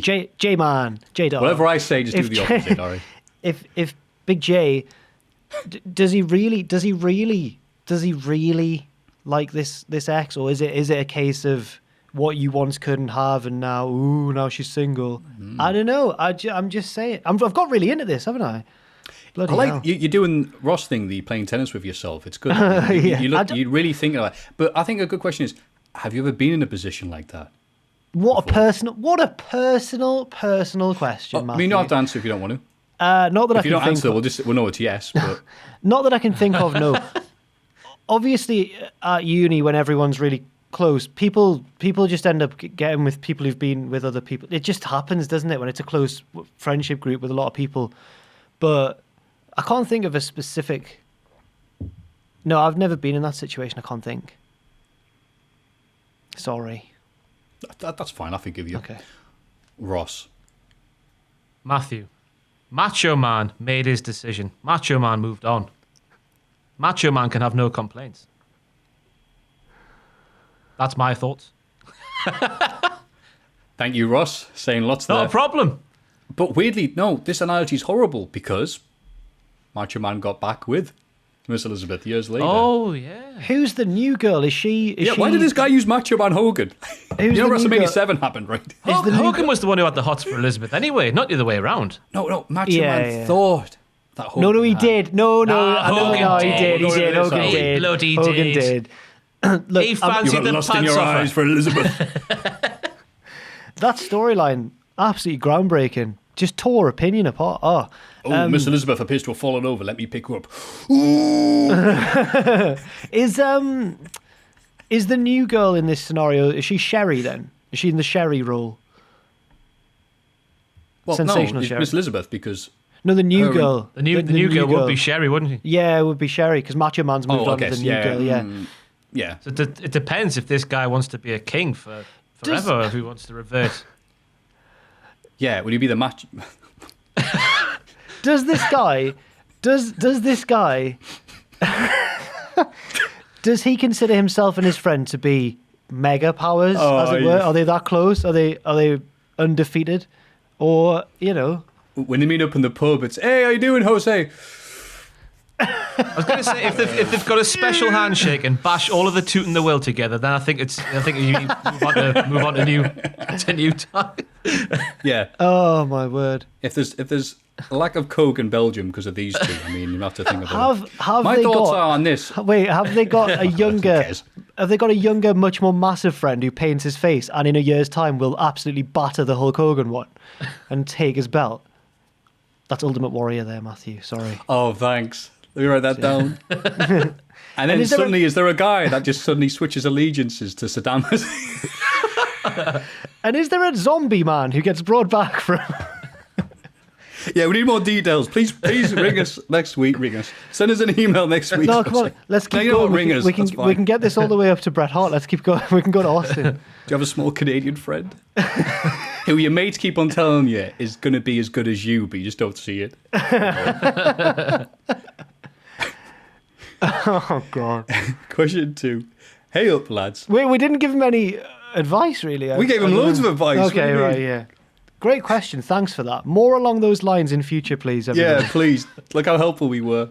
Get her a Vienna. She'll be all right. Question 2. Hey up, lads.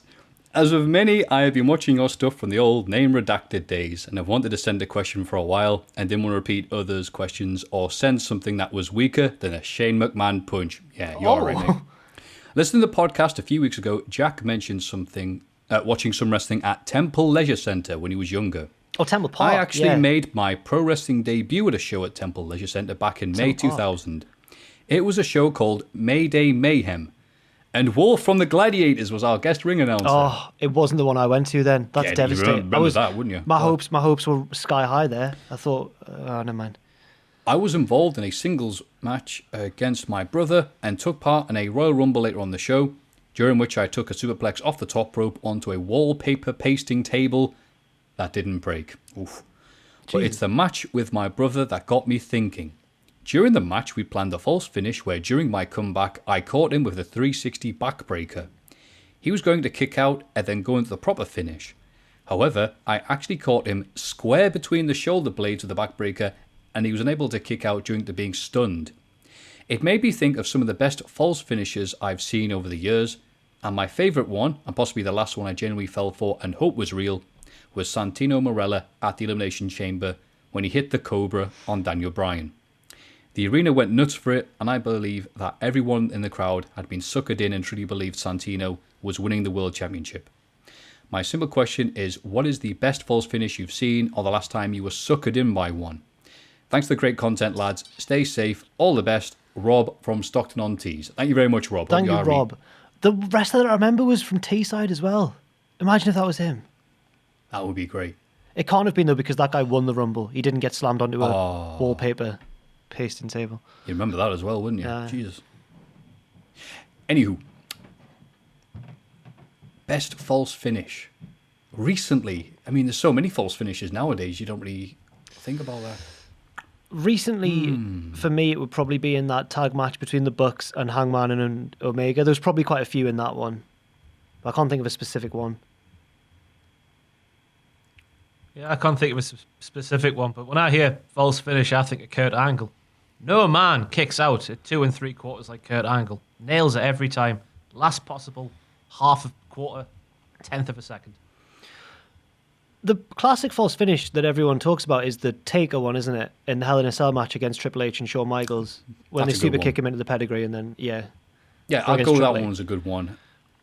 The other one I'd go with, to really go old school, because it's hard to remember these things, we actually feel emotion. Triple H defending the title on Raw against Taka Michinoku Oh, with yeah. the APA. And you're like, wait, hang on. Because Triple H was amazing during this period, as me and Tom talk about in the Cultaholic Classic SmackDown review, where every guy he wrestled, from Rikishi to Taz to Jericho, it's like, oh, he's going to win the title. Lads, he's going to win the title. And even Taka Michinoku, he got a title shot on Raw. It's like, wait, is he actually going to crossbody off the top, nailed it, APA Braun with DX at the ringside? It's like, is this going to happen? And it didn't, obviously, but yeah, for a few seconds, you're like, oh. Pac had a similar one with Rollins. I think Rollins got his foot on the ropes. Do you remember that one? Yeah. Is that on Raw as well? Yeah, I think that was on Raw, yeah. Yeah, one of those 50 matches they gave Pac was like, just go out there and have a great match and do your flips and then lose every time. I'm like, why is Pac not getting over? I don't know. We gave him the Apollo Crews push and he's all right. Yeah. That Santino one, though. Oh. There was a Kofi one in the Elimination Chamber as well, but he then went on to win it at WrestleMania. So, but it was him and Bryan at the end, and you just wanted Kofi to win so much. Oh, That's a good one. why did he lose to Brock, man? Everything ruined. That polar bear's gone. Oh, no, not the polar bear. It's gone in the cupboard. I'm going to need to remember to get that out before I leave this room. Well, it'd be great if the person who owns that comes in at the exact moment. It's like, have you seen my polar bear? Jack! Anyway.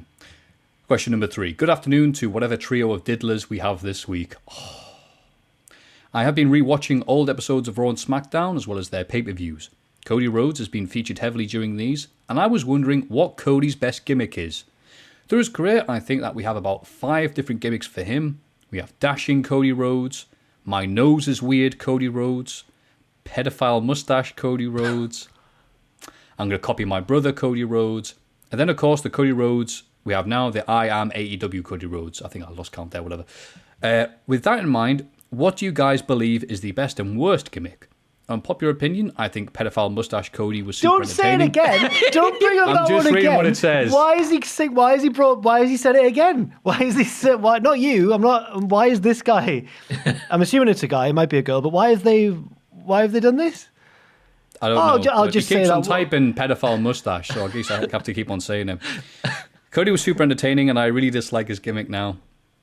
Anyways, thanks so much for being here on a consistent basis every Friday. That's more consistent than my love life. Well, yeah, every Friday. Jesus. I mean, that is pretty consistent, Bloody mate. hell! What a machine. I mean, but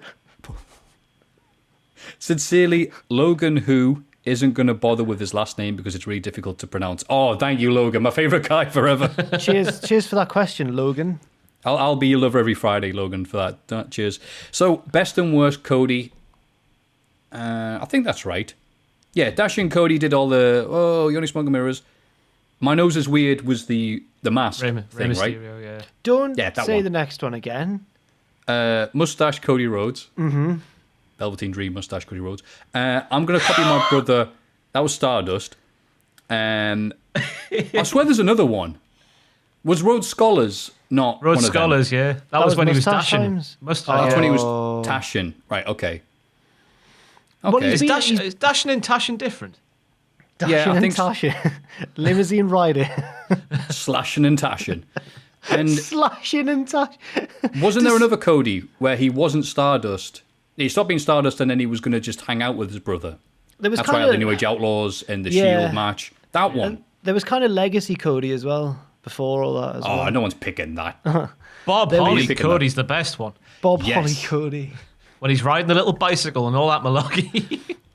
I think even AEW Cody's had a few different, because he was a bit of a heel at first in the feud with Goldust, and then he was ultra babyface, and now I think he's slowly turning into a heel again, and I can't wait. I don't know. Oh, that was We Have No Plans for You, Cody Rhodes.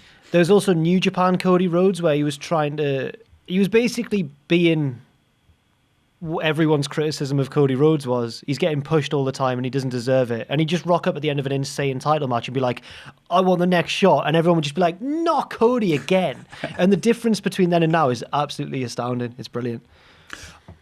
Again, won't watch a lot of New Japan, but when Cody was like, was it Get Revenge from Kenny? Actually, I can't remember now. I'm bigging it up and I forget all the key stuff. He had the match with Kota Ibushi. And was it to prove that he was better than Omega? It's like, Omega, I hate you so much, I'm going to take your boyfriend. That's when he dyed his hair blonde. He's like, look, I'm sexy like him. That's all I remember the feud being. It's like, I've got him. And that's when Ibushi took that crazy bump where he did the crossroads off the apron to the floor. It's Ibushi. Of course he's going to do that. I like that period. All I remember from that feud is that everyone on Twitter was just astounded at how handsome that match was. And what a handsome off it was. Yeah. The Cody, I'm such an alpha male, I'm going to have sex with your boyfriend just because I can. What a time. Anyway, that's my favorite. That's my favorite Cody Rhodes. Yeah. It's a hell of a thing. Ross, your thoughts on the Rhodeses? I tell you what, mine's a weird one. Mine's when he's with the Ascension. Do you remember that? Oh, my God. They were backstage with the telescopes and all that, and in the crowd with the stuff. I thought I had great potential. That. What a hoot that could have been. But it went nowhere. What a shame. My favourite... Sorry to I was jump going to in. quickly say, do you remember the Ascension? They're turning up on Raw and throwing cinder blocks around? No, Retribution, sorry. My favourite Cody is the one who would make our shows run long because he would cut a long promo after every match. And get someone from the crowd to get him a beer and then neck the beer. It was a great laugh, though. I'd rather watch that than wrestling after watching 5 weeks of wrestling on tour. Great. Right. 5 days, sorry. No, not the Cody that would go out with the rest of the elite and tease Ireland or Wolverhampton, wherever it was, you guys might get the AEW pay-per-view. And everyone, we're not, but thanks for saying it. He said that Newcastle was his second home once or something. Right. It's like when I was a kid and Green Day said that England was the official home of Green Day. And I was like, no, you're lying to me, Green Day. Don't say that. Well, that's all the talk of mustaches and things. Thank you very much for those questions. You can, of course, send your own questions, dilemmas, agony aunt questions, whatever you feel like.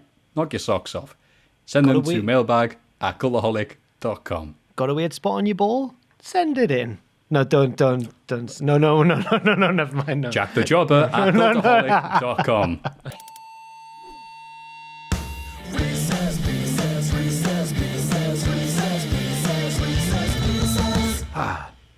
Time for some Reese's Pieces, I think. Hello, Maffew, Jack, Ross, and Puppet Jack. Oh, good times. With NXT TakeOver Triple X coming up, I thought I would give you some great TakeOver matches to choose between for Reese's Pieces. There's a lot of these, so you can pick and choose which ones you want to use, just in case it's too long. Thanks for the consistent content, lads. AJ Lawrence. I think I know him on Twitter. Hello, AJ. Thank you, AJ. Is there a lot, Is there loads? 20, I think. Bloody hell, I can't find the bottom. Yeah, all right. Okay, well, we'll do it until we get sick of it. I think we'll just call it by ear. So, Reese's Pieces, fastest thought first. We'll go Ross, Jack, Maffew.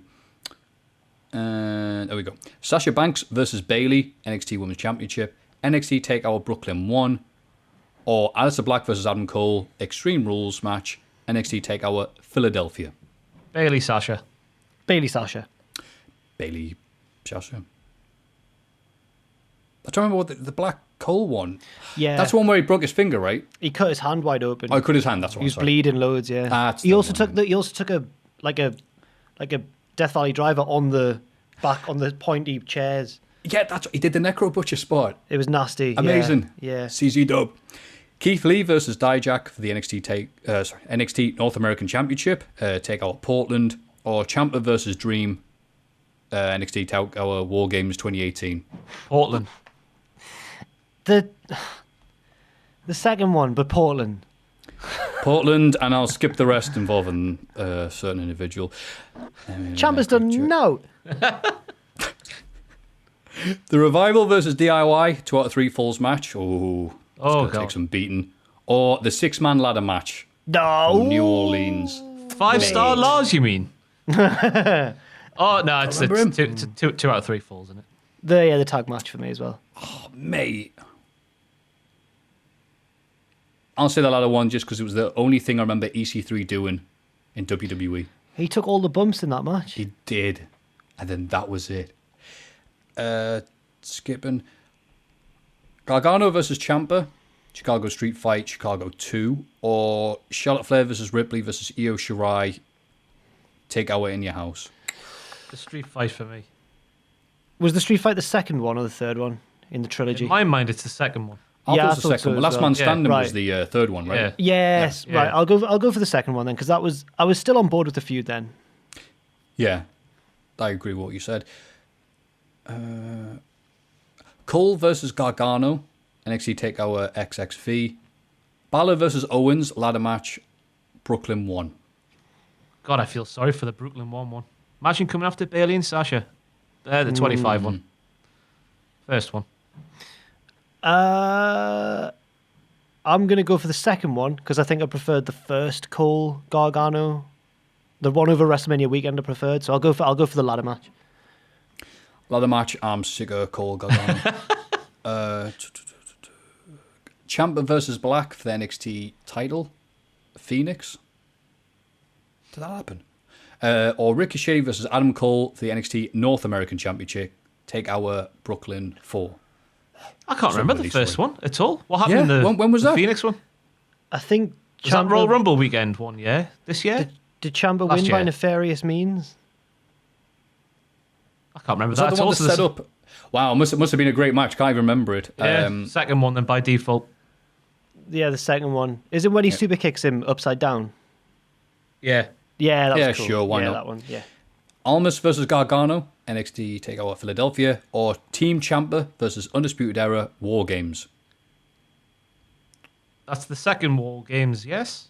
No? Third one. Yes. Third No, one. it's third one because Second- Owens. 2019. Yeah, third Yeah, one. third one. Oh, So- was it? Yeah. Bloody hell, sorry. Because Yeah, there's not been one this year yet. Yes, It's it a is more recent 2020. one. Yeah, yes, yeah. thank you. Yeah, not that one then, the other one. Yeah, I'll go for the what was the other match? Sorry, first Almas versus Gargano. one. That one. That one. Yeah, I'll go with that one. AOP versus DIY versus Revival. Oh, I was there for that one. Triple threat elimination at Orlando. Or Charlotte versus Banks. Take our Evolution. First one. Yeah, the tag match. Yeah. Sanity versus Undisputed Era versus AOP and Roderick Strong in War Games. I think that was 2018. Or Walter versus Tyler Bate. Oh, Take well, our Cardiff. Oh yeah, yeah, Cardiff. Cardiff. Nothing compares. I'll do one more because these are starting to get a bit similar. And it's amazing some of these I don't remember from recent ones. Let's look for a one. Oh, here we go. A Walter one. Pete Dunne versus Tyler Bate. NXT TakeOver Chicago. Or Volta versus Pete Dunne. TakeOver New York. Oh, you I'm bastard! going bait done. I am gonna go. That is so solid, crew. That's so hard. I'll go for. I'll go for the Walter one because Bate and Dunn could have that match in their sleep and probably have done. But the Walter one was a little bit different. It was like the old school massive heel winning. It was cool. Walter, because Walter was in it. Thank you very much for those questions, AJ Lawrence. And if you have any other Reese's Pieces to send to us, you can. Don't worry. Please head over to mailbag@cultaholic.com and send us your pieces made of Reese's. It's Cultaholics.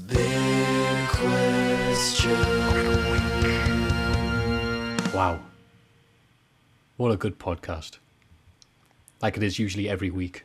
It's only last week. It was really good. Not a great podcast. A good podcast. Yeah, you know what? That was crap. Let's do that again. No. Explain yourself. No. Why was this a markdown on previous weeks, Maffew? Oh, no reason. I'm just reading the YouTube comments. Just saying. Anyway, the big question this week is, just for the hits it gets on YouTube, will Big Dom beat Seth Rollins at SummerSlam? That's right. Well, it's the Big Dom. Dom. It's been interesting seeing the development of Dom from a little embryo, SummerSlam 2005, where he was only a briefcase, and now he's a proper wrestler almost. He's getting beaten around like one, and now he's going to have a proper match with a proper wrestler against Seth Rollins. He's got a more prestigious match than Adam Cole. Amazing. What do you think, Jack? I thought you were going to say he's got a more prestigious match than Pat McAfee. Oh, I should have. Oh, yeah, I blew it. but that's not very End the nice because podcast I'm a big fan of Adam Cole, so I shouldn't say that. This, for me, is a big head versus heart scenario, Maffew. My head says that Rollins is going to win, but my heart desperately wants Big Dom to pull out the victory for his dad and for himself and for his family and for his culture. There you go. So, no, I don't think he'll win. I think Rollins will batter him. I think Rollins will batter him. I forgot the very nature of the question. Yeah, Rollins will win. Yeah. Cool. What about you, Ross?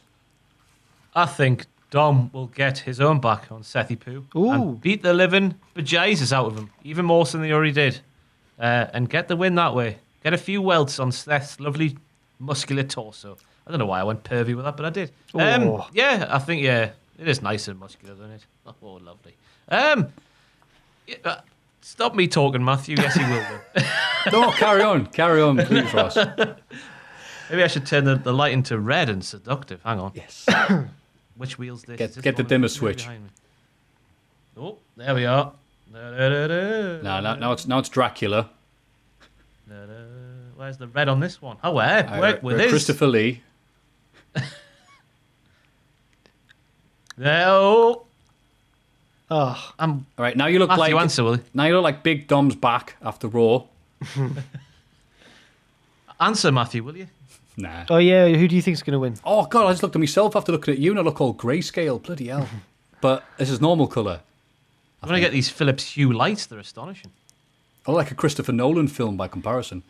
All right, I am looking forward to seeing this match. I said this earlier in the podcast, but genuinely excited to see what's going to happen. We had that really hot Lesnar versus Ray match where Dom came in. It was only, 5 minutes? Or only felt like it was 5 minutes. And it was awesome because... Mate, we should have had that as the other guy's question about false finishes. Ray and Lesnar at Survivor Series. Yeah. Oh, perfect. Yeah. There we go. It all comes together in the end. So, yeah, interested to see what happens there. And the idea that either Seth Rollins is going to get beat up and we're going to hear those noises that we're so fun of laughing at. It's going to sound like a zoo. We're having a bad time. Or Dom's going to get beat up again. It's win-win. It's fantastic. And Murphy will be there. He's great. I feel like Dom will beat him up, but I feel like Seth will still win. I feel like he'll pull it out of the bag. I can see that. To set up the tag match at their next show. But I feel like Dom Ray will land and Dom versus Murphy and Mini Murphy. I feel like Seth's probably going to win, but Dom will land a few shots on his lean, muscular torso. Oh. Isn't it fantastic when he has some chest hair? Yeah, it looks really good. It looks really good as well. More wrestlers should do that. Zack Ryder grew a bit of chest hair for AEW. Drew McIntyre went to different daddy levels, didn't he, with his chest hair? Yeah. Apparently, old daddy Claymores they have on t-shirts now? Was it? But Was they it really? Aye. What? Yeah, it's a t-shirt WWE sells like Daddy Claymore. Daddy Claymore? No. All right, look, Daddy I'm going to be Claymore. gullible. I'm going to be incredibly gullible and Google this. It's there. Next- Old Daddy McIntyre. Claymore t-shirt. Guess what Matthew's Sure. wearing next week on the podcast? Talk less Claymore. Oof. There's a Daddy people mention me and it's saying, oh, Ross, they must have nicked your idea, even though everyone calls him Daddy Drew. Everyone calls him Daddy Drew. Nothing's coming up. Oh no! Oh, give over. No, all People have right. sent me this Oh, on no, there Twitter. we go. You know what? I tried There to you avoid are. typing in Daddy and Drew McIntyre, and I'd such shirt. My God, you're actually right. Big Daddy Claymore. Is that So, just what Big Daddy Claymore. Big Daddy? I mean, the big is implied anyway by calling yourself daddy. You but- can't call him Big Daddy. Easy. Not to a UK Easy. wrestling fan. Easy. Oh, Yeah. well. Why how have we got on to... Big So with Dommy Claymore. There we go. Back to the question. I'm just sad that- What's Dom's shirt's gonna say? Like, it's just got to be don't get done with the shaven Dom Mysterio like that. Yeah. it's gonna say if you're gonna be Dom, you gotta be tough. I want to think of one. If you go Dom to the woods today... Oh, Mate, you're Dom with the sickness. have you seen... Do you watch Community, Matthew? A bit of it. My favourite character is the Dean. And his Dean puns get more and more bad as it goes on. And I feel like that's what's happened to me here. Like when he comes in dressed as Tina Turner and he's like, what's Dean got to do with it? And it's like, how Dean? That's what I've just done there. I'll think of a better one. You don't have to. Oh, God. No, it's gone. Senior. It's gone. It's gone. It's gone. 1 hour 46 on the podcast. Grinds to a halt. No, I can do it. No, I can't. It's fine to admit you've run out of steam. I've run out of steam. Yeah, I've run out of You run out of steam. steam, Matthew? Aye. It's fine to admit sometimes. It is, isn't it? So, what a podcast it was. We're glad you were here to endure all of it. Jack, what have you got coming up on the Cultaholic YouTube? Just all the usual stuff, really. Mine and Owen's Twitch stream is continuing. The Football Manager one, Saving Sunderland, every Wednesday from 6 p.m. Still doing Wrestlers of the Week. If you haven't seen Wrestlers of the Week today yet, it will be out on the channel by the time this goes out. But it's a double episode because I missed last week. And that's it, I think. Ross? A tier ranking thing to be confirmed. Because apparently there was a schedule made for everyone to follow, but I was on holiday and missed it. So I was thinking I don't have to do a tier list this week. It's I've fine. not seen. Oh no, I've not It's seen. there on the set. Oh, it's there on the schedules. Oh, well. Oh no, have I missed Bloody something? hell. Oh. So there'll be a tier list, but I don't know what it is yet. Everything's okay. And I am not doing much of note, but New Legacy Inc. are doing their annual charity streams for the Canadian Cancer thing. Forgot the name of it, but the point is money's going for a charitable cause. That will be doing all day Sunday. Is it the Got plenty Rumbles of that stuff they in. do? It is the Rumbles. Yes, I've never I wish watched I'd tagged one. up some of the official ones, but I'm going to dip in and out of that because it sounds good. Good. Good cause Yeah, as well. always a laugh. They're very good lads. Happy for their success, happy for the work that they do. Some wrestlers and famous people will be showing up according to them. I'm not sure I'm supposed to say who they are.